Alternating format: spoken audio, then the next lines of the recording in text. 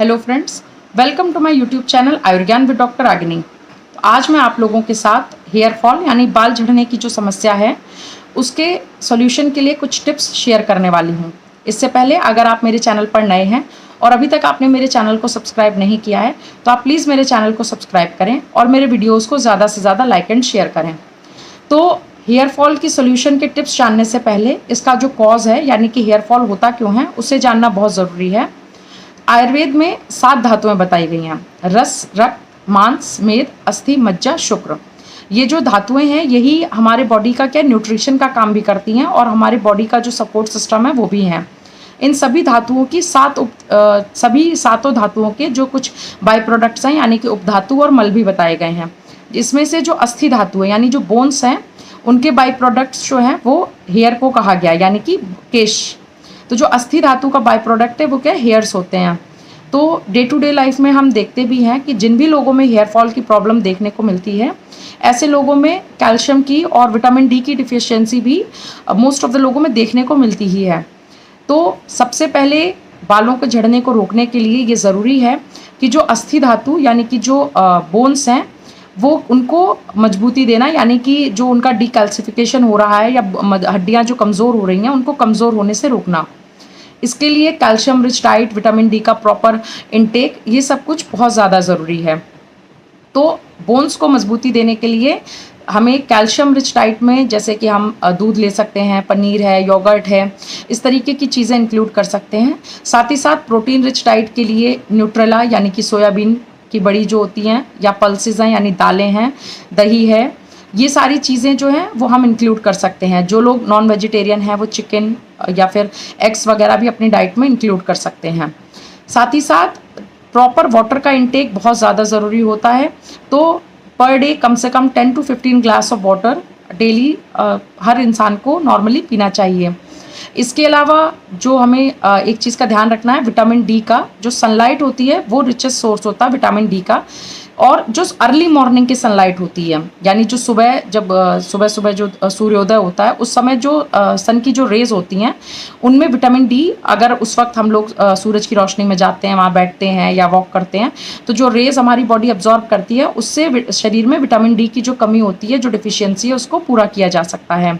तो आप चाहें तो अपने छत पे या फिर लॉन में या फिर किसी पार्क में early in the morning walk कर सकते हैं, सूर्य नमस्कार कर सकते हैं या जो कुछ अदर आसन हैं, योगासन हैं, उनको भी प्रैक्टिस कर सकते हैं।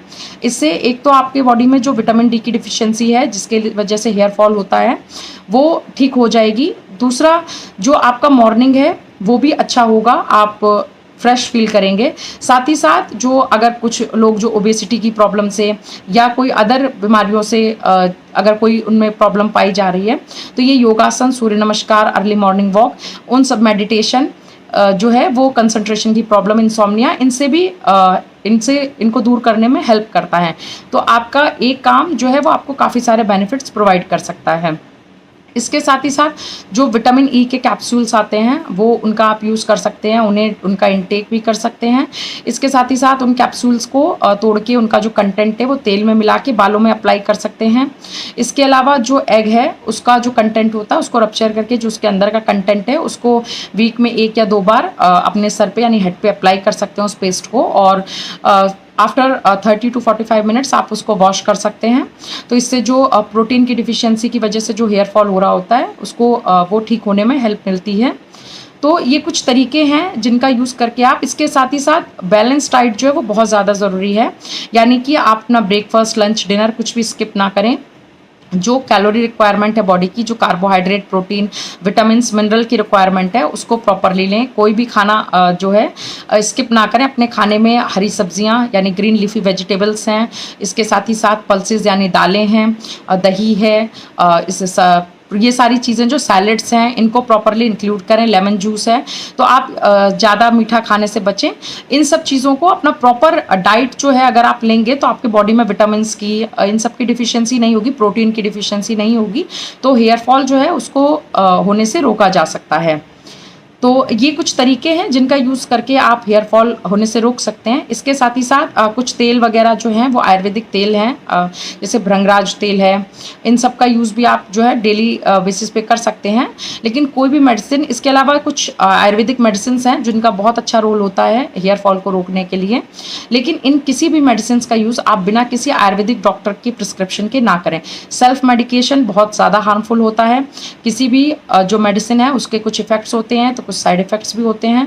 तो सेल्फ मेडिकेशन हमेशा अवॉइड करें। आप किसी रजिस्टर्ड आयुर्वेदिक डॉक्टर से अपने प्रिस्क्रिप्शन लें, उनके साथ आप कंसल्ट करें और उनकी बताई मेडिसिन्स लें। और हेयर फॉल जो है उसको बहुत अच्छे से ट्रीटमेंट उसका किया जा सकता है। जो आयुर्वेद में जो जलौका थेरेपी है यानी लीच थेरेपी जो है उसका यूज़ करके भी जो हेयर फॉल की प्रॉब्लम है उसको ट्रीटमेंट किया जाता है। इसके अलावा पंचकर्म है, बहुत सारे मेथड्स हैं और साथ ही साथ बहुत सारी ऐसी मेडिसिन्स हैं जिनका यूज़ करके आप हेयर फॉल को होने से रोक सकते हैं। तो सेल्फ मेडिकेशन आप कभी ना करें, हमेशा आप नियर बाय किसी रजिस्टर्ड आयुर्वेदिक डॉक्टर से प्रिस्क्रिप्शन के बाद ही आयुर्वेदिक मेडिसिन का इनटेक करें। आप नॉर्मली तेल जो है वो भृंगराज ऑयल है या फिर जो मार्केट में other ayurvedic hair fall oil आते हैं आप उनका यूज़ कर सकते हैं लगाने के लिए। ये भी आपको काफ़ी हद तक हेयर फॉल कंट्रोल करने में मदद करेंगे। इसके अलावा calcium rich diet, vitamin E के कैप्सूल्स का intake as well as local application, egg का एप्लीकेशन, ये कुछ तरीके हैं जिनसे आप हेयर फॉल को होने से रोक सकते हैं। साथ ही साथ अगर आपको कॉन्स्टिपेशन की प्रॉब्लम रहती है या अदर कोई प्रॉब्लम है तो उसके लिए अपने डॉक्टर से कंसल्ट ज़रूर करें। Thank you.